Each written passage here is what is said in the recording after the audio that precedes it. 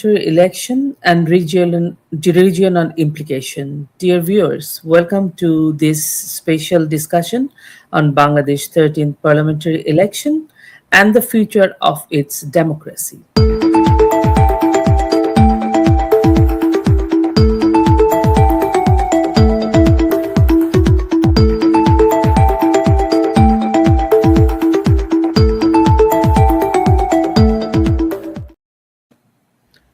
Dear viewers, the election is unfolding in an unprecedented political climate. The absence of the country's largest political party, concern over electoral credibility, reports of irregularities, and broader regional implication have made this vote one of the most closely watched development in South Asia. Tonight, will try to examine not only the election itself, but what it means for Bangladesh democratic trajectory, regional stability, 1971 spirit, and international standing. Dear viewers, joining us today, Ambassador Veena Sikri, former High Commissioner of India to Bangladesh, a distinguished diplomat with deep experience in South Asian affairs and India Bangladesh relations. Dear Veena, welcome to our Thank, show. thank you. Thank you for inviting me. Thank you. We have Dastagir Jahangir, Special Correspondent, White House, President ISD, Institute for Strategic Dialogue, and Editor The Voice. Jahangir, welcome. Thank you so much, Lopa. So let's start. I'll start with Veena first.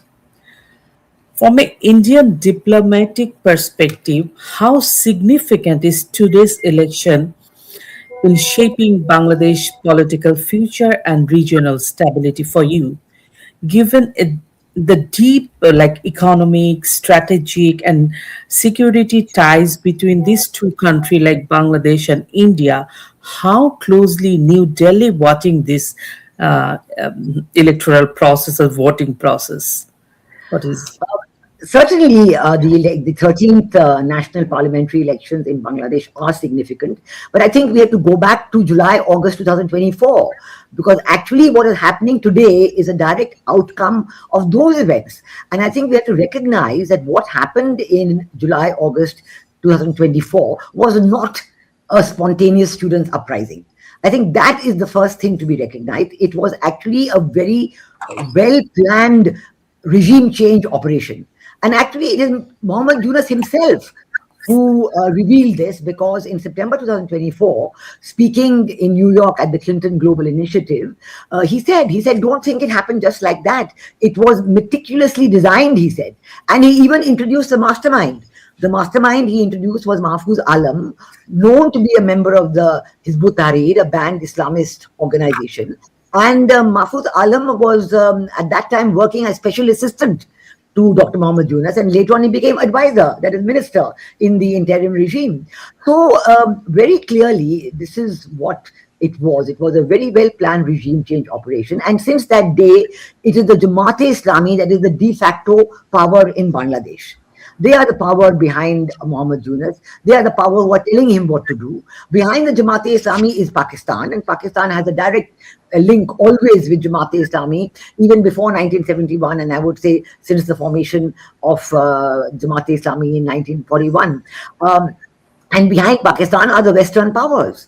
So I think that this linkage has to be seen very clearly, because we've seen that since July, August 1971, it is these Western powers, certain High Commissioner of a very big country is really like the Viceroy for the last 18 months in Bangladesh. It's amazing to see that. And it's amazing to see the people of Bangladesh, actually accepting this, because it's something that they have been very reluctant to at any time accept on any other occasion or any other country. And then when Dr. Mohammed Yunus position as the chief advisor of the interim regime, the first first move was, we don't want elections. 4 years, we want reforms, and elections after reforms. That was the very first move of the Mohammad Yunus regime, and they started this process of reform. Actually, when the Mohammad Yunus regime was sworn in as an interim regime, there was no provision. They were sworn in on the Bangladesh constitution, and at that time in the Bangladesh constitution, there was no provision for an interim regime. So from the beginning, it has been an unconstitutional, illegitimate regime. And they said, we want reforms. They started the Constitutional Reform Commission. They had reforms for the constitution, for the bureaucracy, for the police, for the judiciary. And of course, the political parties did not like it. And they wanted to have early elections. So they, after great pressure, the elections were declared in February, today, 12th of February, as we speak. And not only that, but the Awami League activities were banned in Bangladesh. Again, completely unconstitutional, no grounds at all, describing it as a terrorist organization. This is completely unprecedented. Even in Pakistan, if I may say so, when Imran Khan was in jail and the elections were held, his party people were allowed to stand even as independents, and they won a lot of seats as well. In Sri Lanka, similarly, there was a color revolution. Yeah, that's right. Nepal. So all these countries, they're respecting democratic norms. But why in Bangladesh? I would say that maybe the Jamaat-e-Islami fears the Awami League as its only competitor, because in Bangladesh there are only two cadre-based political organizations: the Jamaat-e-Islami and the Awami League.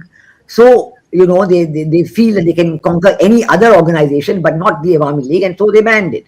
So I think that is one of the biggest lacunae in the elections that are ongoing in Bangladesh. The biggest lacunae, because the same Western countries who talk about democracy and human rights and participatory elections, the same High Commissioner I told you about in 2024, that High Commissioner was still there when Prime Minister Sheikh Hasina held the last election, and she was, telling everybody, "Oh, these elections I don't accept; they're not participatory. BNP is not there."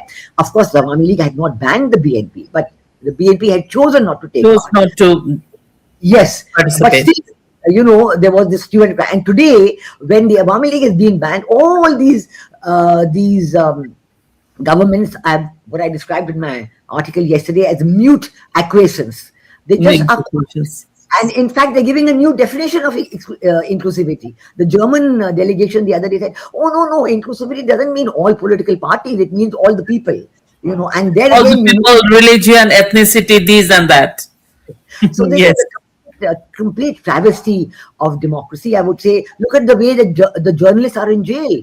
Jamaat-e-Islami and Dr. Mohammad Yunus, to control the media, have completely changed the media environment in Bangladesh.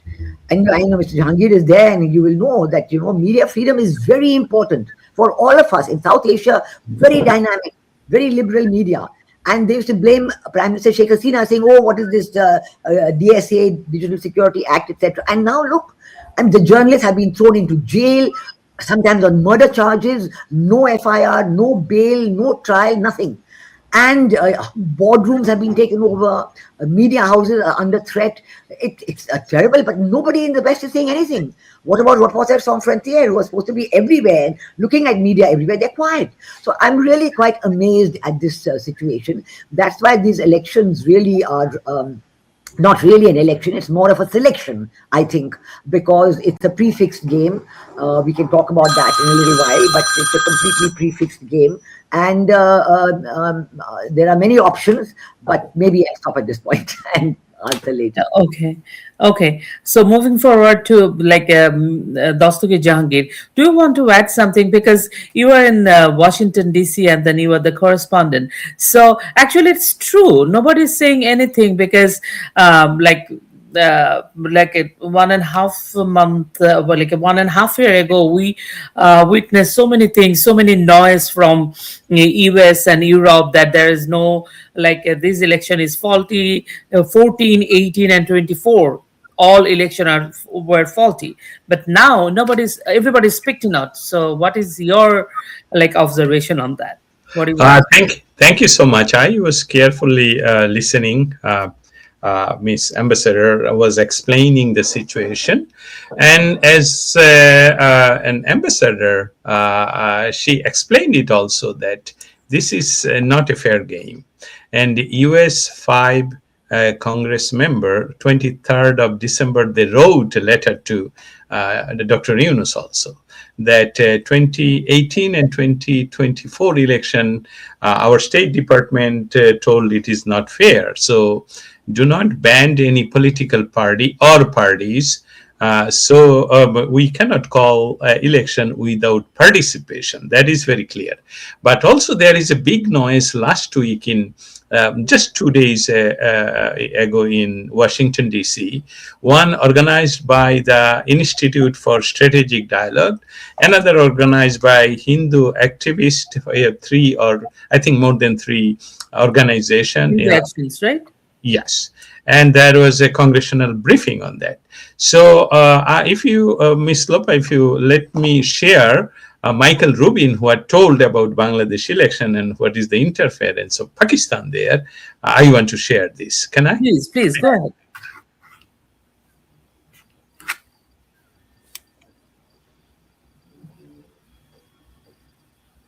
We are naive to believe that this is, again, only about Bangladesh. This is about those in Islamabad who don't see and don't recognize Bangladesh. What they see is East Pakistan. Now, we see this because the Pakistani government has agreed to fund the campaign of the student-led National Citizens Party, which is an alliance with Jamaat-e-Islami. That's something which has been circulating around for some time. It hasn't made the front page of the New York Times or the Washington Post now, but the evidence with regard to Pakistani funding of the National Citizen Party is rock. All right, so some technical difficulties, this is a technical glitch. So you can explain. Yeah, the simple way to say that, also he was the keynote speaker again on Capitol Hill last Monday and repeated the same thing, and I had an opportunity to ask him the same question again, that can you make a short comment?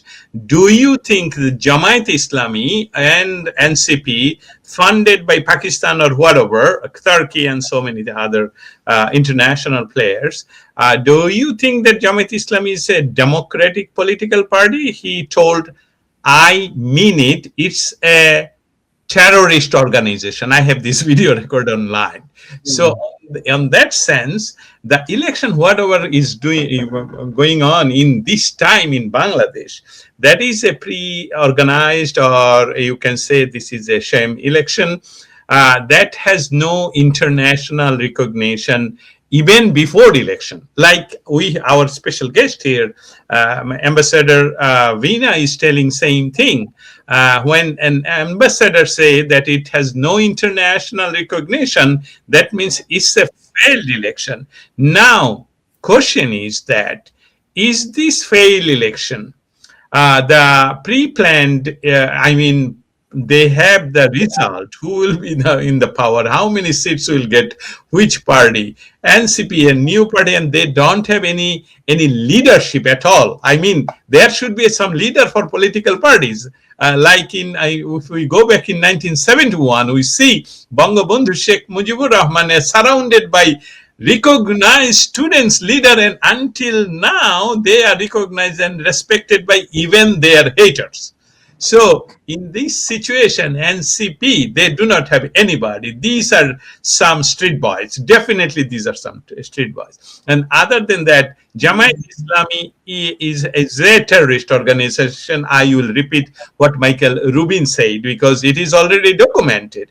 And third, BNP is a second largest political party in Bangladesh. But I would like to say here, I wish Tariq Zia will listen that his party was crying for 17 long years for an election, inclusive election, under a neutral, independent, whatever government they say.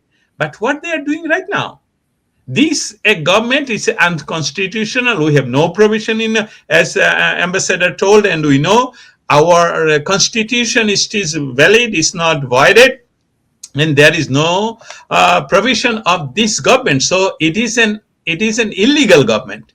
Under this illegal government, then second step, the largest political party not only in Bangladesh, in East Asia or in whole Asia, the oldest party. And historically, this party led our struggle for independence by Bangabandhu Sheikh Mujibur Rahman and Awami League. So what is the reason that this party is banned and Tariq Zia is attending or contesting in this election? So their 17 years cry was not cry. Everybody, this meticulously designed people, they say Sheikh Hasina is monster, Sheikh Hasina is this, we cannot speak. But we know, now we can compare what was the time when Sheikh Hasina, everybody could speak out, everybody could say what they want. Even Dr. Yunus, he was telling all the lies through the media. So this is really a shame election, and it has no international recognition, as I understand. But I want to ask, if I may, Ms. Lopa, to our Yes, ambassador, Veena Sikri. My understanding is that when PM Modi was visiting last year White House, I was there, and Prime Minister Modi was telling in Hindi that cross-border Ugrabad we will not tolerate. It does mean that in cross-border, the word he was using, Ugrabad, that's why I'm telling Ugrabad, that I was feeling that this is when Bangladesh under Sheikh Hasina for long 17 years, she controlled any kind of extremism, including Ulfa, Anup Chetia, and so many things. So Dr. Yunus came and threatening and doing everything against India, getting all the helps from Pakistan. Why until India has no visible or remarkable action against Dr. Yunus, if I may ask you? Well, let me say quite clearly, the government has exercised a great deal of strategic restraint in responding to what is happening in Bangladesh. And for the reason for that is that I think the government has wanted to continue. We see our relationship with Bangladesh as a people-to-people relationship. And we want that there should be the representation and full democracy in Bangladesh. That is why, if you recall, on the very first day, on the 8th of August 2024, when Prime Minister Modi sent his message of felicitations to Dr. Yunus, he said that we are willing to continue the economic cooperation that we had set up. That's the first point. But we already saw that in those very 4 days between 5th of August, when Sheikh Hasina left the country, and 8th of August, when Dr. Yunus became the interim regime chief, the amount of violence that had started, the killing of the Awami Leaguers and the killing of the minorities, the Hindus, the Buddhists, the Christians, the Sufis, and Ahmadiyya. So Prime Minister Modi mentioned about that as well in his message. So I'm trying to say that we are very concerned about what is happening in Bangladesh, but we are very clear that we want democracy to return to Bangladesh. And we are, Prime Minister Sheikh Hasina is in India. She's been talking to her people from India. So there is a complete understanding. We want there to be a full democracy in Bangladesh. And we have explained it to Dr. Yunus, but we know that Muhammad Yunus, at the behest of Pakistan and his own feelings and others, he's been taking every step to destroy the pattern of cooperation that was set up under the 15 years of Sheikh Hasina.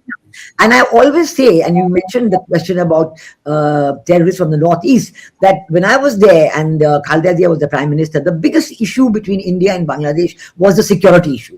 Bangladesh government's consistent support to Northeast Indian terrorist groups, and they're having camps in Bangladesh and so on. The moment Sheikh Hasina came to power, she said, I'm going to respect India's security red lines. And, we had 15 years of peace and development in the Northeast, and we had 15 years of economic prosperity in Bangladesh, 6.5 to 7% growth rate every year, and Bangladesh is proud to be ready to graduate out of the least developed country status. All that happened, and we very much are wanting to continue this, but Bangladesh knows, the leadership knows that India will not tolerate the Ugrabadi you spoke about, the terrorists, any restart. That our ban on cross-border terrorism extends to the west, to the east, to all countries.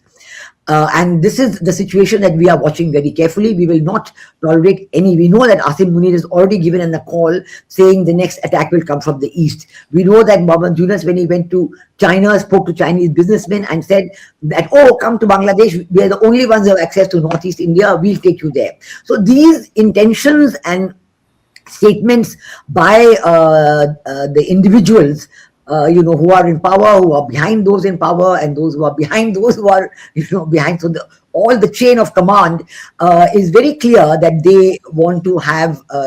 They are provoking India into some kind of active response, but India is exercising the strategic restraint deliberately. We will not get provoked, but we know what is going on, and you can rest assured that there will be an appropriate response. I have a question, Veena, and Dastagir as well, if you can supplement. But Veena, so far, Dr. Yunus really, and his some big powerful groups patronizing him and then supporting him, right? And then really meticulously design and Dr. Yunus, whatever he wants so far, he did that. Till today, election is going on. So India has called for an inclusive election, but it still seems measured. Do you think this reflects strategic caution, diplomatic balancing, or a long-term policy? And if the election takes place like this, the way they are doing this today, like Jamaat and BNP, maybe Jamaat will be in either way, right? So, but in this election, under a controversial government will form, right? And then India always say that they will sit with the elected government, but this government, without Awami League, without 14% alliance parties, and then all of them, without them, this how New Delhi will what will be their diplomatic relation and engagement with this government? What do you think, Veena? I think that government of India is watching the situation very carefully. We definitely want an inclusive election, and we have said so clearly. Yes. Unequivocally, we have said that we want an inclusive election. Now that this election is going on, let us see how it works out. And I think that every option is there with the government of India. And, the option is always to see whether this inclusivity is going to be accepted, or they're going to, there are all kinds of formula being talked about when the inclusivity will return, etc. We're just waiting and watching, because I tell you that those very forces, we must remember that the people who are in power today, this was the losing side of 1971. Yes. All the people who are in power today, they are the ones who lost in 1971. Whether it is Jamaat-e-Islami, whether it is Pakistan, whether it is the Western world, they were on the losing side. And now they think that they have come back to power, and they're trying to create the pre-1971 situation in Bangladesh. So India is not going to be provoked at the wrong time. Okay. India is watching to see what is the situation. We are very aware of all the statements everybody is making. We are very aware of the security situation, whether it is the Northeast, whether it is our own borders. We are very, very aware and deeply conscious of this situation. And I can assure you that we will not rest until you get inclusivity back into Bangladesh. What the outcome of the election will be, what the government of India will respond, we will see, depending on how these elections go, whether it's smooth and fair sailing. At the moment, of course, we know that there is complete chaos because yes, even there. Don't you think it's getting late? Because India is watching. People are, but because people in Bangladesh are suffering, and then because Michael Rubin also said that Jamaat Islam is a terrorist organization, and there is a news came up from Washington Post that U.S. backing up Jamaat Islami, right? It is like serious situation, right? Don't you think that India is taking too much time, or I don't know actually how? mm, Let me say this question of the USA backing Jamaat-e-Islami. Yes. I know that when the transcript of that conversation in Dhaka, Conversation, remember? Yeah. diplomat, it was carried in the Washington Post. There Yes. was just one message from that transcript. It was that America is supporting Jamaat-e-Islami. But I must tell you that for me, that's nothing new. When I was in Bangladesh way back, and when there was the Begum Khaleda Zia Jamaat-e-Islami coalition government, the Americans were openly saying, we consider Jamaat to be a moderate, democratic Islamic party. That is This correct. I remember Yes. that. Yes, They've been yes. saying that for 20 years. So it's like as if after 20 years, they have now, they're sort of trying to get their wish fulfilled. Let us see what happens in the elections. So, but I think, in my view, this is not sustainable as far as the people of Bangladesh are concerned. We all know that Bangladesh people have never got, the Jamaat-e-Islami has never got more than maximum 12.2% in one election, but in all the others less than 10%. Maybe 4%, 5%, and so on. So it is clear from that the Jamaat-e-Islami is not accepted by the people of Bangladesh as either a democratic party or a party that anybody in Bangladesh wants to have in power. So I think that that is another point that is very important for the Bangladesh people and for the government of India.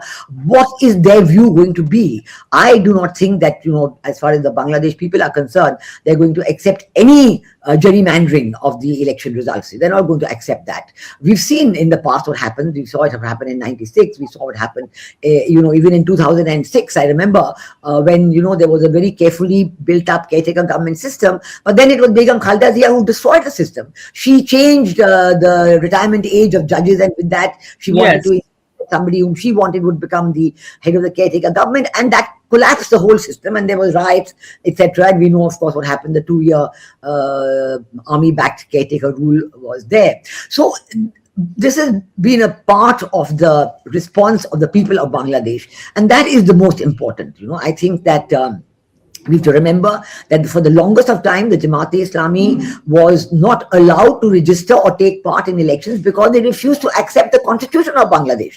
Exactly. That's what Exactly, and that was why, because they refused to accept the constitution. So how can you be a political party in a country where you refuse to accept the constitution? And there is contradicting, right? Sorry?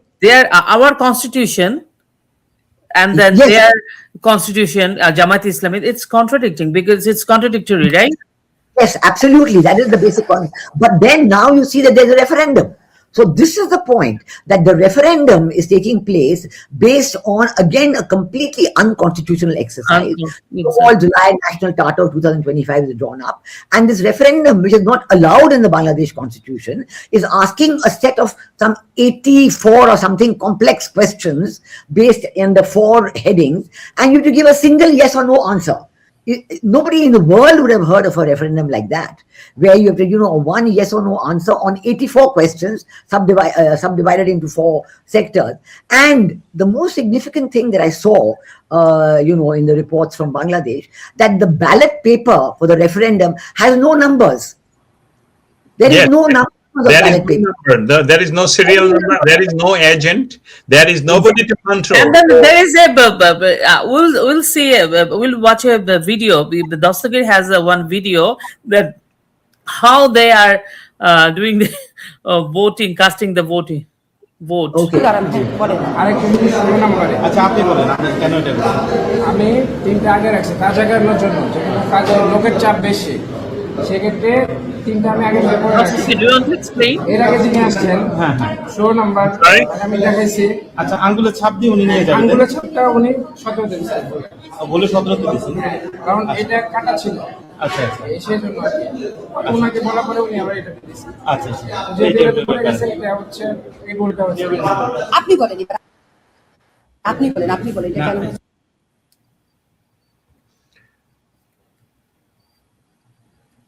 Miss Lopa? Yes, what's going there? Yeah. Oh, you asked me to translate it. What's Thank translated? you. Yeah. This So is that that Veena will even understand. that this this video is from last night, I think. They are already casted their vote. I mean, a presiding officer or whoever officer is doing his job by himself without even being in daytime. So some video man or somebody, some journalist, they were asking what you are doing. And he was explaining, defending that, no, I'm just expediting the system, election. So I'm just making ready that when people will come, they will just seal it and put in the box. But this is not the story. If Ms. Lopa let me tell some, I have some question from our audience. Here is one from Redzakul Haidar Chaudhary to our ambassador guest. Ms.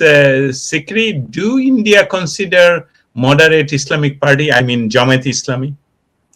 If you want to answer that. We are very, very clear about the role of Jamaat-e-Islami in the 1971 Liberation War. We are very, very clear of the statements they have made. We are absolutely appalled at the statements made by the Amir of Jamaat-e-Islami against women. I mean, the words that he has used to describe women, the women are the most dynamic section of society in Bangladesh. They are, fiercely entrepreneurial, they're dynamic, and they respect and want their independence. Millions of women are working in the garment factories, and these women have been affected because when Muhammad Yunus chose to destroy the economic trading pattern between India and Bangladesh, which is mutually beneficial, the raw material supply shut down, and hundreds of factories have closed down, and hundreds of thousands of women have become unemployed. So I think we are very, very clear what the Jamaat-e-Islami is all about.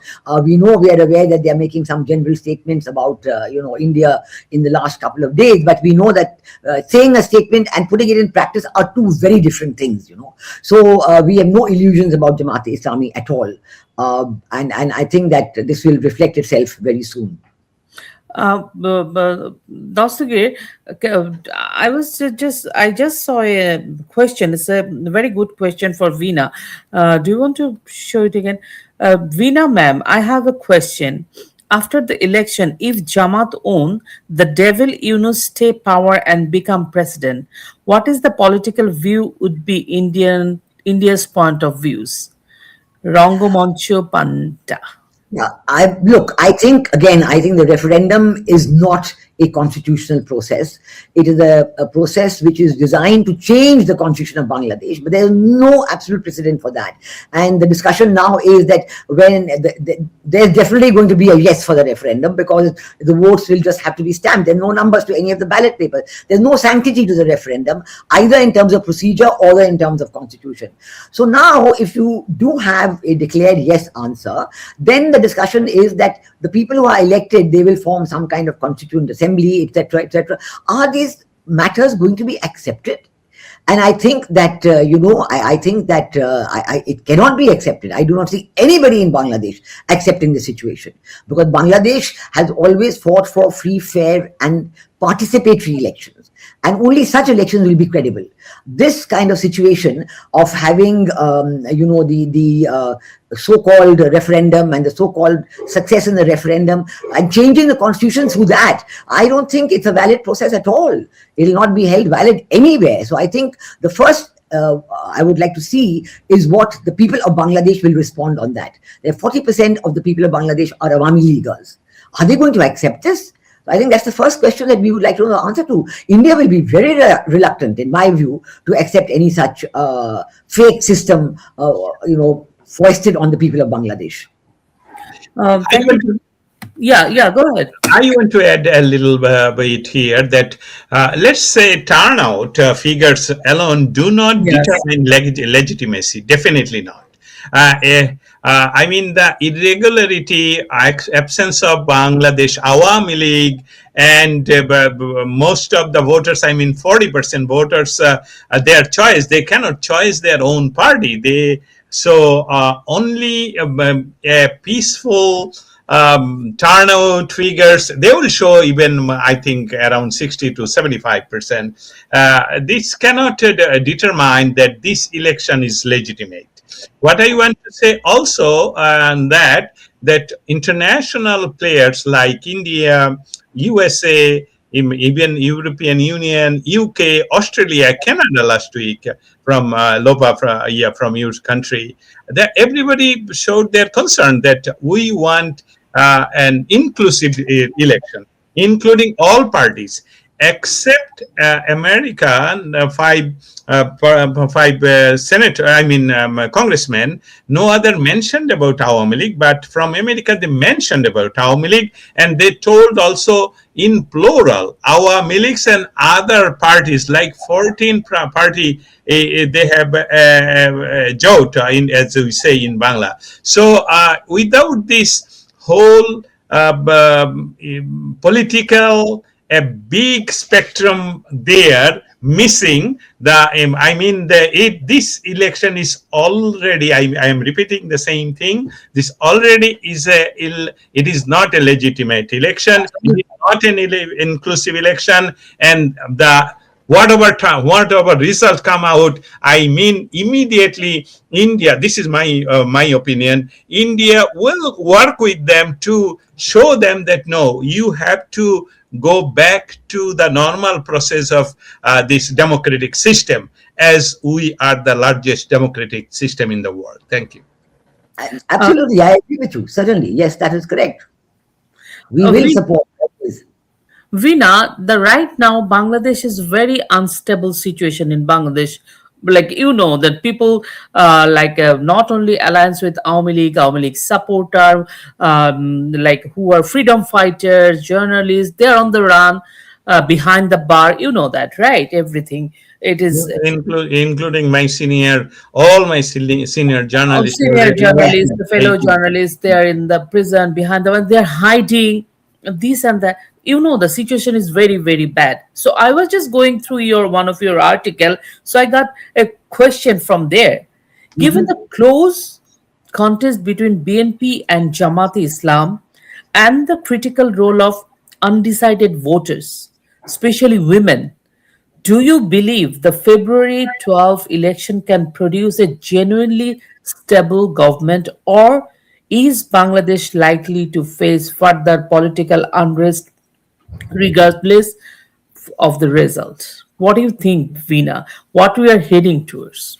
I think there will be further political unrest because the instability will continue. The result will not be accepted. I do not think under any circumstances that you will get a genuine result. We've already seen, the referendum itself, and Mohammed Yunus is campaigning for the referendum as though he's asking the government people to vote, and even the election commission has opposed to that. So I think the first thing is to understand that this is not a free, fair and inclusive election, and the results are not going to be either free or fair or inclusive. There is a focus now on getting, to sort of finesse the question of a free, fair election. They're getting a national unity government. That is one of the points in focus, and this is what they call the June 25 formula, when Mohammed Yunus went to London and met Tariq Rahman there, and there they agreed that okay, let's have a national unity government, and Mohammed Yunus will be the president, and Tariq Rahman will be the prime minister, and deputy prime minister will be the Amir. So this is the kind of talk that there is, but I don't know. Again, my big question is that what the people of Bangladesh want? Is that what they say, that they're going to change the entire constitution, without any participation of a big section of the population? How can you leave out a big section of the population like that? I know there is pressure on the minorities, on the Awami League to go and vote, even though there is a no vote campaign, and Prime Minister Sheikh Hasina has said that Awami League should boycott the election. But there is pressure. There is pressure in terms of money. But they are pressurizing people. Yes, very strongly. And minority, that situation in minority situation in Bangladesh, that. Right? So they want to declare that the participation is more than the 24 election, and because of that, this is now a free and fair and inclusive election. So this is the whole wrong definition that they are bringing out, and I don't think that should be accepted because it will lead to further problems in the future. Once you're shutting down democracy like this in Bangladesh, and people know in the last 18 months what has happened in terms of democracy, then you can say that the democracy chapter is closed for Bangladesh. Is that what the people of Bangladesh want? I think there should be, really a big shout out from the international community in support of the people of Bangladesh, because they've always expressed themselves very strongly in favor of a full democracy and participatory elections. So I think again and again, I'm coming back to this point that we have to continue this discussion, to continue our taking this up globally and nationally, giving the message to the people of Bangladesh that this is the end of your freedom. I mean, this is going to be absolutely the end of your freedom, and we don't know what kind of giveaways the Yunus regime has given to countries like USA with whom they have a non-disclosure agreement. So what is going to happen? What is the quid pro quo? All that is completely up in the air. It's completely under a question mark, and I think that there should be a great awareness of this within Bangladesh and outside. Dastagir, do you want to ask anything, Veena? Otherwise, we're gonna. I'm very satisfied with the answer that we got. Definitely, we Bangladesh and India. This is historically we are, connected. Even in White House, Donald Trump was mentioning my friend Prime Minister Modi. He will take care about, or he will has the everything in his hand because they have 1,000 years relationship. So this is not only political matter. This is matter of Indo-Pacific zone, and even though China has a good relation, always had a good relation with BNP, even some of our spectators are sending question here that if what happened if future as people are thinking that maybe Tariq Zia would be the next prime minister with this same election, and what will happen if Tariq Zia become prime minister and he give lease Bay of Bengal to China? This is absurd thing, but still it's a question to us, or a question to our Ambassador Veena, that what would happen if the new so-called elected government work together or towards the Chinese interest in Bay of Bengal? What would India? Look, I think we have to be very clear that if there's one thing America is opposing in Bangladesh, it is their continued cooperation with China. So I think that Exactly. Yes, there have been already statements by America. It's even in the trade deal, there is some mention of that. And I can see that the Chinese are not happy at all, because the Chinese ambassador or the Chinese spokesperson of their embassy in Bangladesh has made a strong statement saying, no, America can't say this, etc., etc. So I can see this clash building up. There is a clash already building up. So I think again, are the people of Bangladesh wanting to just give up on their friendship with China? Are they going to follow the American path? These are very important questions that first and foremost, I want to see what the people of Bangladesh think about it. Because this is it. There's such a close economic relationship between China and Bangladesh, between India and Bangladesh, and I can certainly speak for the India-Bangladesh relationship that it has brought a great benefit to the people of Bangladesh. They had jobs, even on the connectivity. All the logistics companies were the Bangladeshi companies. They got employment, they got prosperity, they got growth. Bangladesh ready-made garments were competitive in the whole world because what they get from India is the lowest price in the world, plus 4 days, 5 days, everything is already there, the raw material. Now, if you're required to buy from America, it is going to be double the price. It'll take 3 weeks, 4 weeks for it to arrive. Where are you going to be competitive? I mean, I think for the Indian economy, the same cotton yarn that went to Bangladesh will now be used in India, and the factories in Tirupur, Surat, and other places will grow. So, it is for Bangladesh to understand this, And I really would like that this message that is there in this, in what we are discussing today, goes out to everybody, to all of you living outside Bangladesh. I think the Bangladesh diaspora, the Bangladesh expatriate community, has done a tremendous job in creating awareness, and that has to be continued. It's not, point out whatever happens in the election today, point out the difficulties, point out what it is and what it means for the people of Bangladesh. I think all of you, I mean, what kind of regime do you want in Bangladesh, And I think the Awami League is too big a force. It's not the Awami League as the political party. It is the values of the liberation war. There are many people in Bangladesh who may not be Awami Leaguers, who may actually be opposed to the Awami League, but they support the values of the liberation war. So we are looking at a group of people which is at least 50% of Bangladesh. And for India, that's a very important constituency because we have the exactly same thoughts. We are looking at the values of the liberation war, the democracy, the secularism, the nationalism, the social justice. These are the values that the people of Bangladesh and India share. And we are going to continuously share those values, and we know that more than half the people of Bangladesh share the values. And I hope that this half will give strength for the return of democracy to Bangladesh. Thank you, Veena. My last question is to you. What is the single most important factor that will determine Bangladesh's political future after this election? What do you think? Very clearly, the people of Bangladesh. Are they going to accept the election results? Is the violence and instability going to continue? If you try to suppress the voice of the people of Bangladesh, it will not be possible because they will always come out and express themselves. So I think, again, the people of Bangladesh have been fighting for their independence for a long time. It's not just the success of the liberation war, it predates the liberation war. It predates, look at the language riots. And, people fought for the Bengali language. And in this election, I've seen campaigning in Urdu.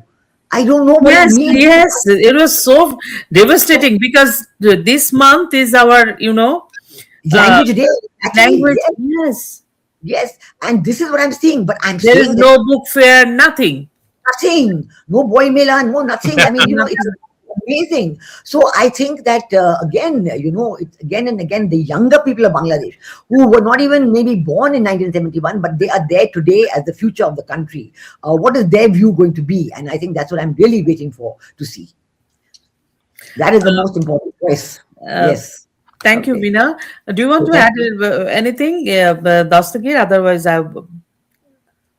Thank you so much. I want to thank Ambassador Veena Sikri be joining us today. I'm from Washington, D.C. Always with you. Jai Bangla. Thank you, Ambassador Sikri, Veena. Thank you, audience and viewers. Take care. We'll talk. Maybe future with we'll bring new guest. Take care. Be safe. If you allow, I would just to say to our viewers that please share this live because these are very important question asked and answer. Some of them, this question are really attached to the situation in Bangladesh today and historically started from 1971. So thank you so much.